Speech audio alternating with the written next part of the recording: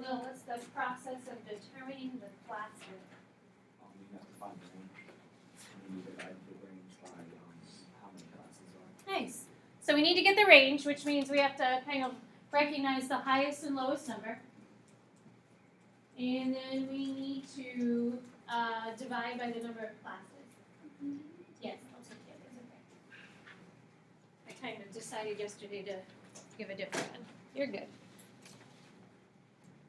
So, looking at the data in the chart, what is the highest score that percentage on the test? Jillian? 100. So here's the highest, and Jillian, how about the lowest?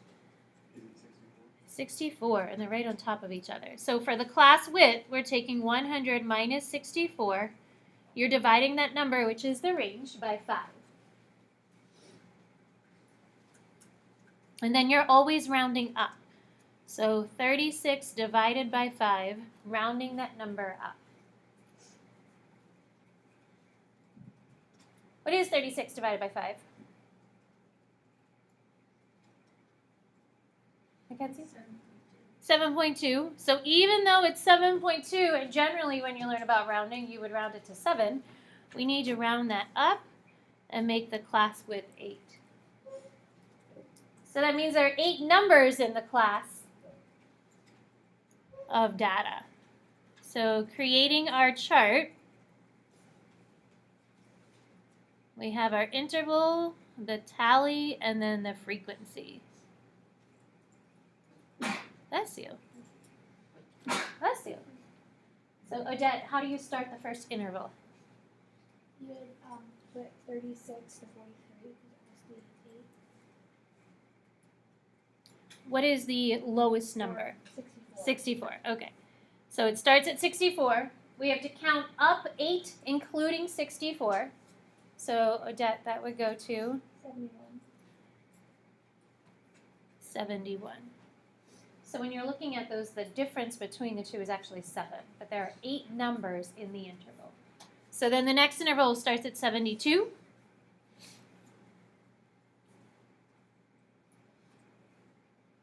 Abby, what would that interval go up to? 75. Yeah, 79. So then we start at 80. And we'll go up to 87.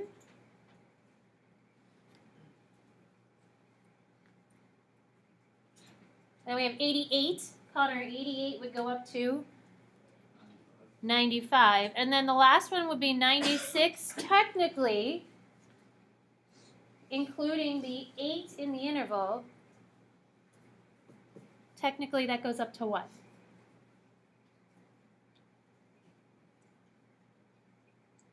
Julia, do you know what the last number is? 103. There was some confusion. That last number doesn't have to match the highest number in your grid or in your data. So that last number is just the value that includes the class width. It will not always be the 100 or the highest number. It's going to be higher than it at times. But that 100 has to be in that last interval. So I know there can't be, or there is not more than 100% on this test, but the class width still has to contain the 8 pieces of data. So even though that doesn't match with the highest one, that's okay. So see if you can go through and get the tallies there.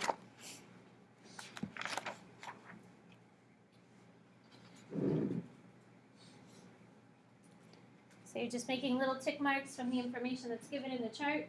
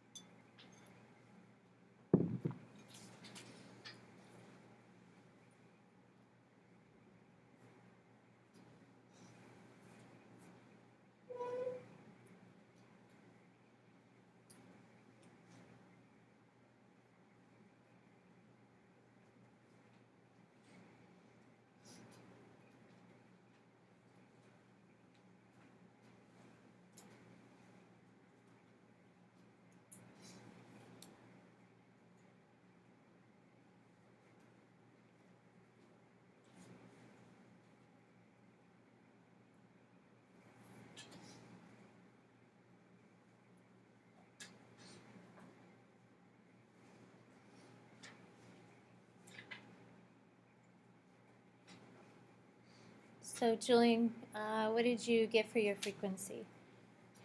1, 2, 5, 6, and 6. 5, 6, 6. Nice. So that would be our frequency table, where you're just organizing all of the data into these classes. A class is really an interval that the bar represents when you go to make your frequency or your histogram. When you do your histogram, do make sure that you label the information.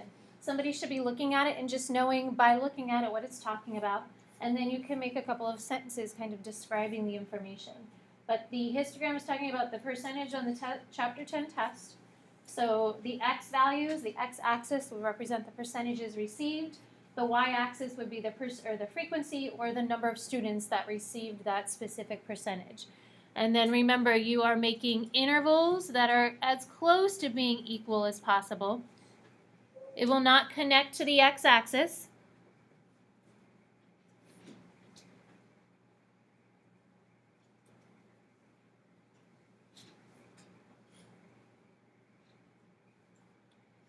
The frequency on the y-axis would include the highest value that we have listed, which is 6. And then you're drawing bars connected to one another, not starting at 0 because it starts at 64.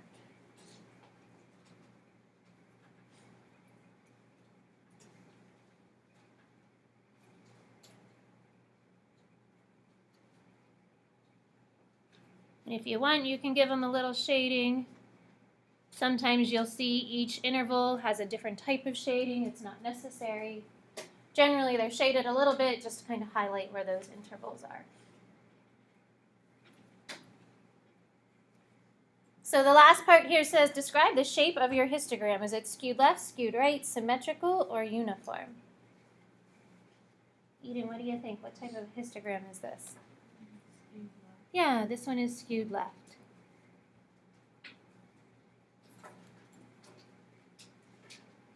What is one statement that you could say, like just by looking at the histogram, not even using the data, but by looking at the graph that you have drawn? What's one statement that you could say about the graph? Julia? The majority of the students got at least a B. Yeah, so at 80%, right here is the start of my third interval. Looks like most of the students received at least a B. So those last 3 intervals have the majority of the data. Melanie? I have a question on like the first part. Sure. What does the class width mean? Is that what 8 would be? That is the 8, yes. So the class width is how wide each interval is. Good question. Other questions on histograms and frequency tables? So we're going to kind of use this today. At least we're going to use the class width. We're not going to necessarily be creating a frequency table, but we're going to be still creating some kind of graphical feature that we'll be looking at that will have some statistical information for us to kind of use. In your notes packet, if you'll turn to section 11.3, it's called normal distributions. So a frequency table is a way to distribute data. How can you organize data? And that's going to be used with a frequency table. We're going to specifically be looking at graphs that show normal distributions, which we'll talk about. But it's a specific type of graph. And at the top, it asks you to think about your height in inches. We're going to see if we can quickly collect height in inches. So I am 5'3", therefore I am 63 inches tall. So think about how tall you are. I think I'm 63 and a half, but you can just go with the rounded value. Bless you, bless you. So Holly, do you know about how tall you are in inches? Gavin? 70 is that what you said? Rock? 65. Will? You said 9, right? Michelle? Mackenzie? You said 71, not 81, right? Maggie? 6. 67. 67. Mackenzie?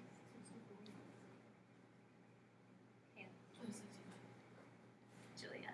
64. Oh, I messed up there. Oh well. 68. 68. Eden? Rebecca? 63. 64.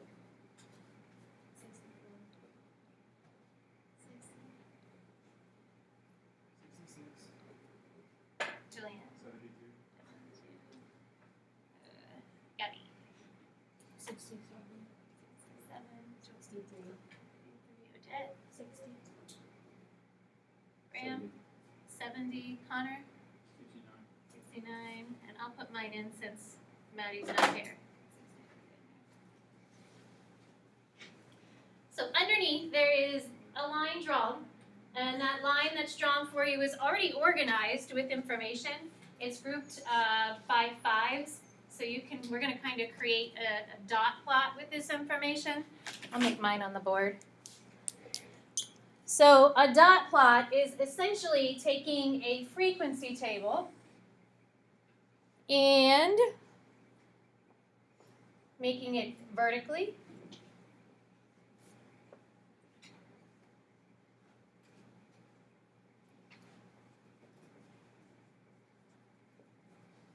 I had Chris Thornton in my class last year. He's really tall. Does anybody know Chris Thornton? Yeah, he's pretty tall. He was the tallest kid that I think I've had lately. All right, so when we create a dot plot, you're going to either put an X or a dot approximately where the number would land. So 62 would approximately be here. So you can put a little dot or you can place an X. So it's like making a tally, but you're making a tally kind of throughout this graphical picture. So then at 71, I would put a little dot. At 70, I would place another dot.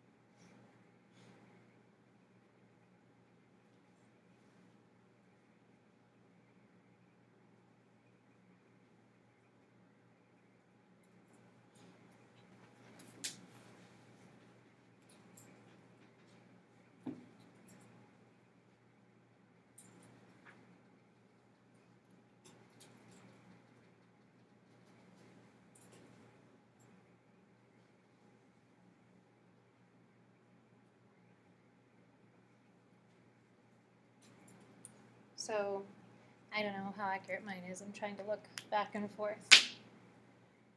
We could definitely say that most of the people in here have a height of 65, in the 64, 65 range. Does yours look close to mine? Did I do okay? So we are going to be looking at data that is called normally distributed, which means that most of the data should be in the middle of our graph, and it should form a nice, pretty evenly symmetrical graph. So in this case, yes, we could say most of the data at least lies over here in the middle, and then we do have more data on the left than we do on the right, but at least we've got that middle peak that we're kind of looking at. So if you look down at the bottom, there is the definition of a normal distribution. A normal distribution is what is sometimes referred to as a bell curve.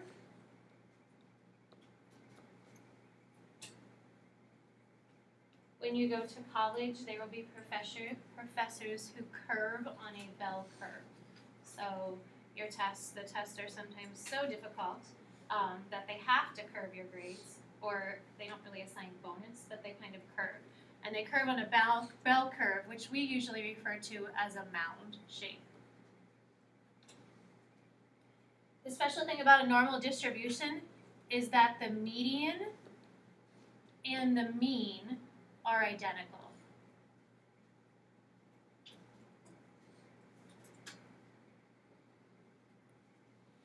So a bell curve has a symmetrical shape that is mounded. So in the middle is where most of your data should lie.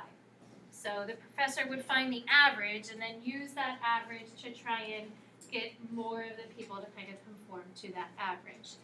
There will be a line that is drawn down the middle, and that line is your median or your mean.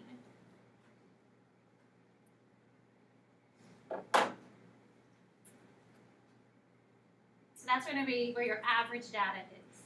And then from that average, data will be sprinkled to the left of it and to the right of it based off of certain percentages, which we'll look at on the next page.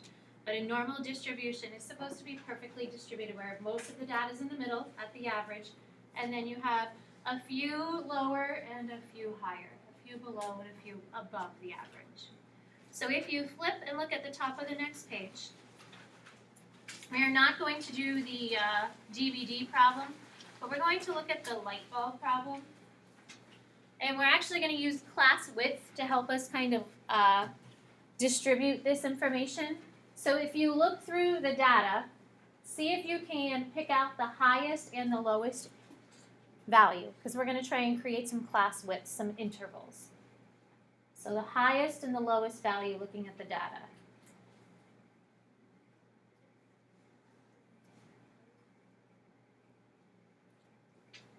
Holly, what do you think for the highest value?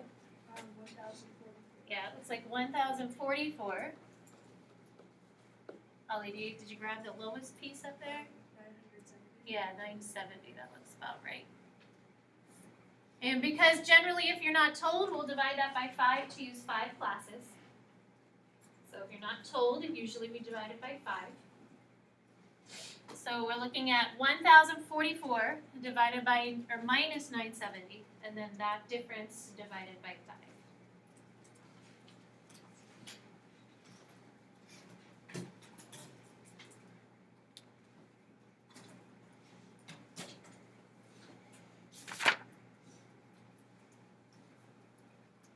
Will, what did that give you? 14.8. 14 point what? 8. So we'll round that up to 15. So again, we're going to kind of create a frequency table, but we're going to create it using a dot plot. So we're going to just use a vertical representation instead of a chart. And we'll start our first one at the 970.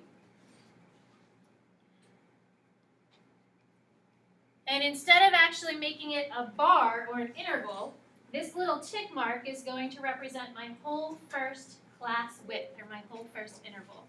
So we're going to start at 970. We would go up to 984 because the class width is 15.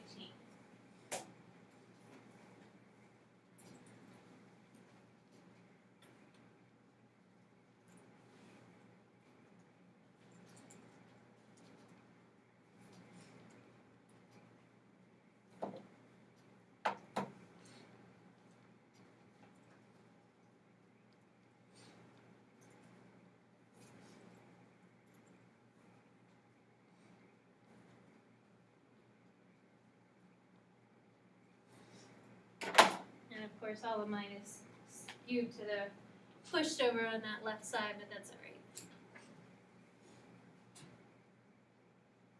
So now you're going to have a frequency table, but instead of making tallies, you're going to just make vertical dots. So looking at the first piece of information, 1013, I'm going to place a dot above that interval that it's occurring at. Or if you'd prefer to use an X, make an X.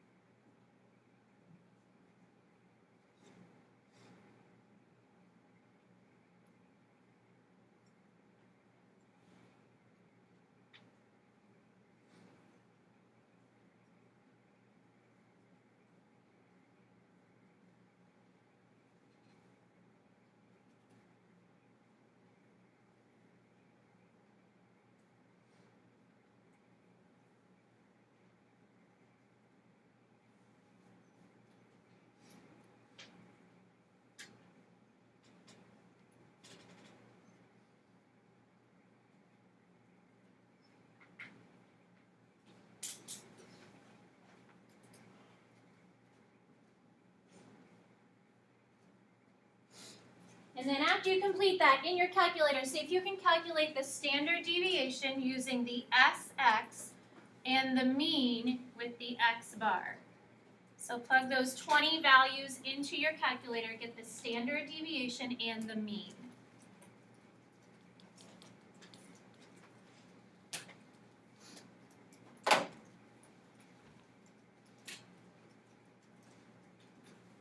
So standard deviation, this is a sample size, that's why we use the S.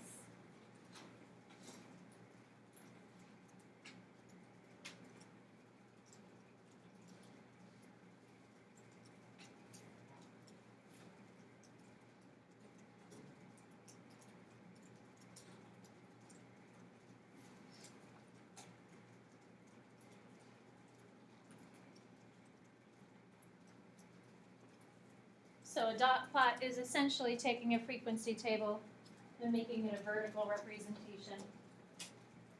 Kind of a mix between frequency table and histogram.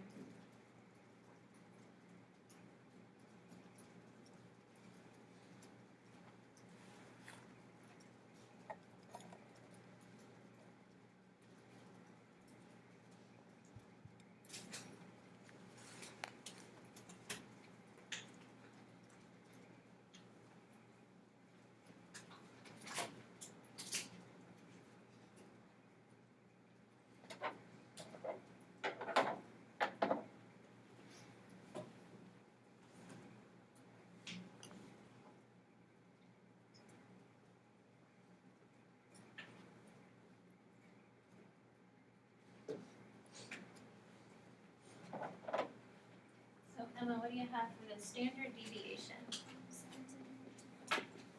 And then the mean?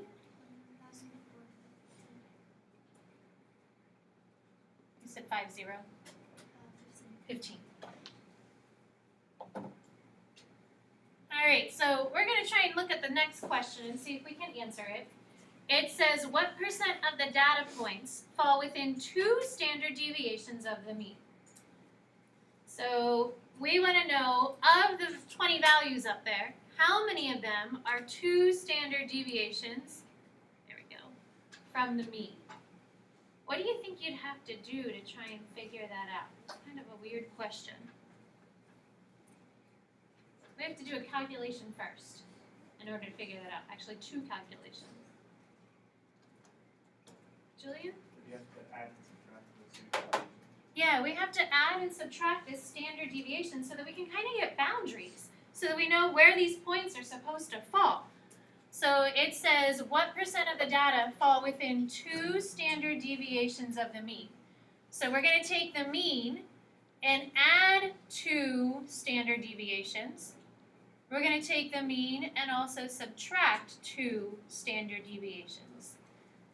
Because the mean is the middle, but a number can be below the middle and a number can be above the middle. Just like absolute value is the distance a number is from 0, either below 0 or above 0.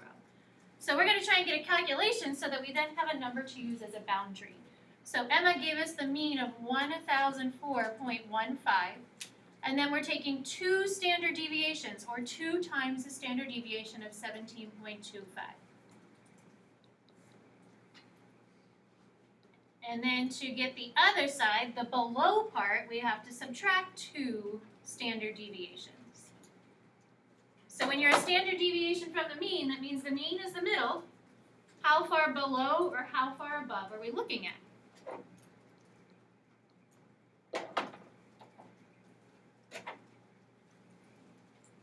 So Jillian, what did you get for that top number? 1038.65. And then the bottom number? 969.65. Said 6.5. Just can't get the 5 to go in there. Alright, so these are like our boundaries. Now you're going to go above and see how many numbers fall in those boundaries, in between the boundaries. So we have 1038.65, 969.65.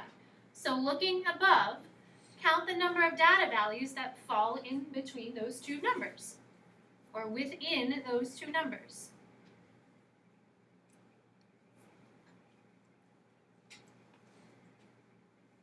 And then we're going to try and find a percentage. So we know it's out of 20. So how many numbers out of 20 meet those specifications?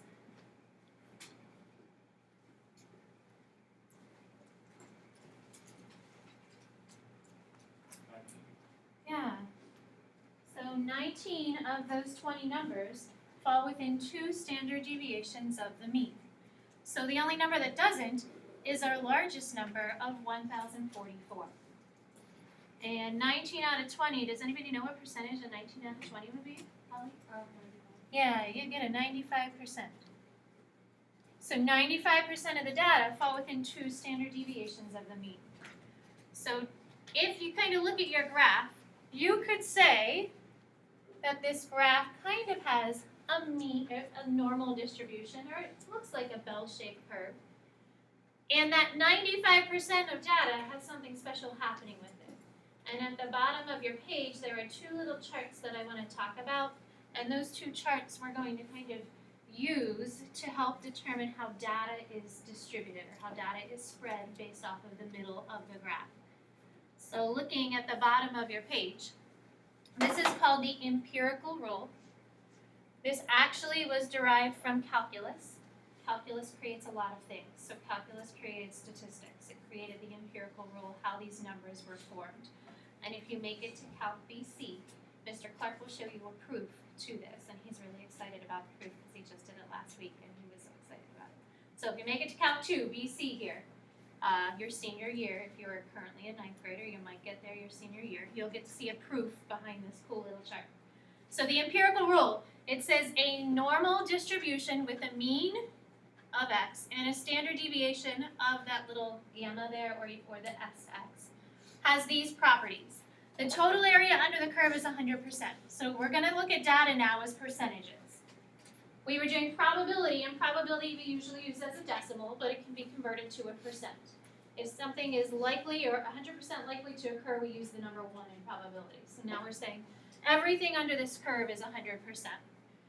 The first little bullet says about blank of the area lies within 1 standard deviation. So if my data is normally distributed, meaning the mean is in the middle, I have a couple of on the left, a couple on the right. 68% of that data should lie within 1 standard deviation of the mean. And there's a little picture below kind of showing you the mean in the middle of my bell curve and going to the left and to the right. Looking at that information below, the way that's kind of written as an expression, you have your mean minus the standard deviation, your mean plus the standard deviation. That little squiggly circle guy is the same thing as having the SX.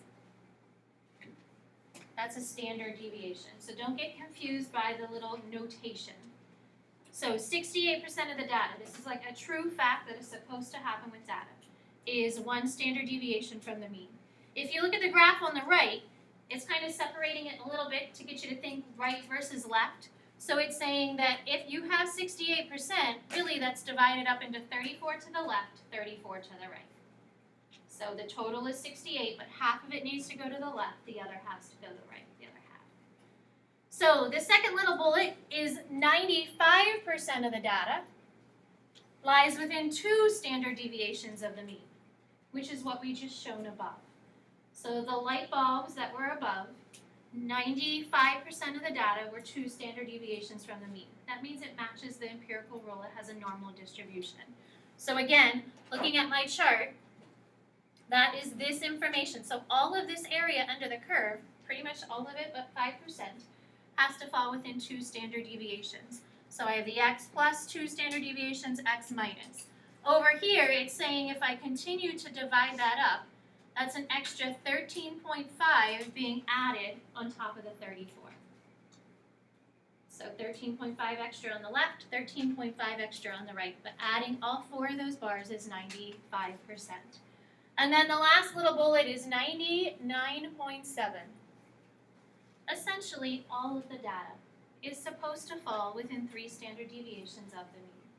So if I had a whole bunch of data, I might have a little sprinkle that might fall in the left or the right beyond those. If I had 300 pieces of data that I was using, I'm probably going to have somebody that's beyond that 99.7. And then again, it shows you that this is 0.15 and this is 0.15. Nope, I lied. 2.35 and 2.35. So that little extra 0.15 is past 3 standard deviations. So there are examples on the next page, but I actually wanted to give you the homework so that you can kind of see how you're going to do the homework. Keep this page out because you're going to need this for your homework. But I want you to start because we're not going to do any application problems until tomorrow. And the other 2 problems on there are application problems. I want you to kind of see what you'll be looking at with your homework. So the homework is getting you to be able to recognize the percentages that fall under that bell curve.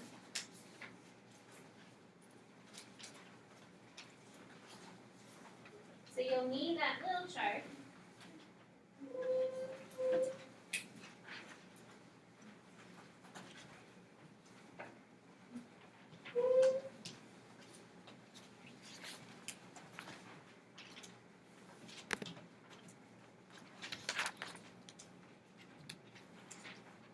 So looking at the top practice A. It says we have a normal distribution with a mean of x, standard deviation of theta. Find the indicated probability.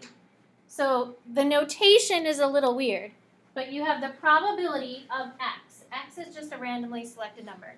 Is greater than or equal to the mean. So looking at your chart, what's the probability that if you have a number, it's greater than or equal to the mean? So what percentage of the data would be greater than or equal to the mean based off of the little chart that you have in your notes? So the mean is in the middle. What percentage would be greater than or equal to it? Connor? Yeah, 50%. And that's just taking those. Let me show the little chart here. So here's the middle. Or using this one might be better. Here's the middle. You're adding all of the data that's on the left of it because those are the numbers that are greater than it. Well, the middle is half. So then you've got half to the left, half to the right. So those first couple of questions, you're just looking at the chart and kind of adding the numbers that are within those bars. And then looking at 4 and 5, they give you a picture. You're going to be writing the value that corresponds with the area that's shaded in those pictures. I'm going to go down to the 6 to 11 because 6 to 11 you're graphing one thing and then you're going to answer a whole bunch of questions based off that graph. So you're going to draw your own normal curve. Try and make it neat. So there's my normal curve. So this is for 6 through 11. It says this is a normal distribution with a mean of 18. So in the middle, I'm going to draw a line and place 18.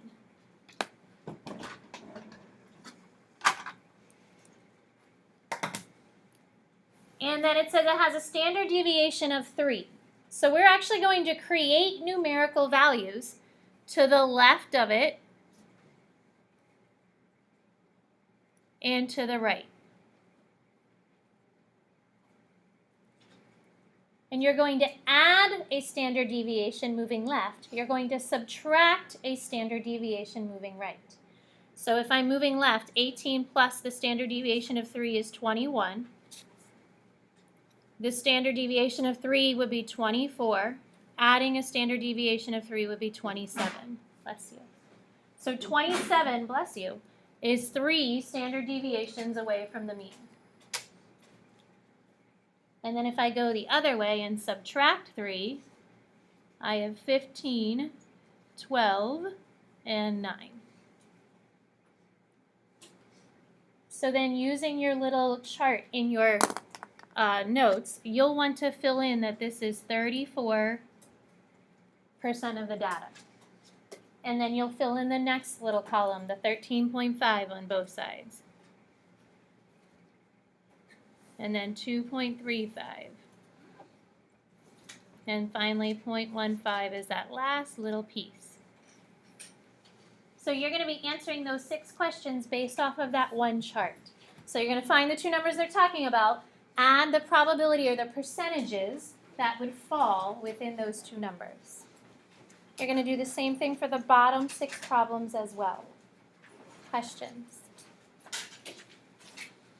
So is there anybody interested in doing a graph for those bottom 6 problems and then explaining the last 3, 9, 10, and 11? Maggie? Thanks.